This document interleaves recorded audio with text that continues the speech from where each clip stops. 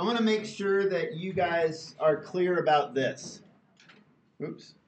Are clear about this. If I have some function g of x, right? Like let's say 1/3 x minus 7, right?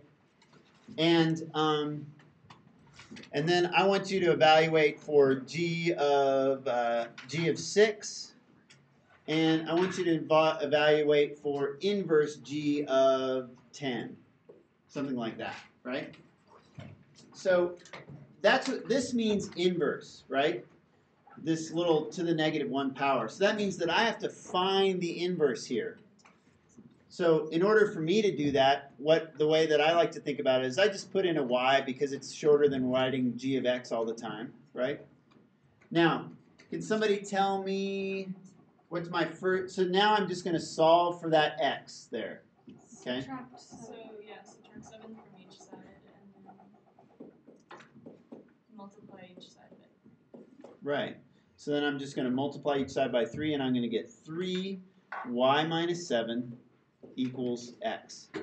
So this is my inverse of g. And now I'm just going to rewrite it in terms, like I can put it in my calculator, and I can say inverse g of x equals 3 times y minus 7. Okay? Now, x minus 7. Sorry. All right? So now, to find inverse g of 10, I'm just going to take inverse g of 10 equals 3 times 10 minus 7, right? Which ends up being inverse of 10.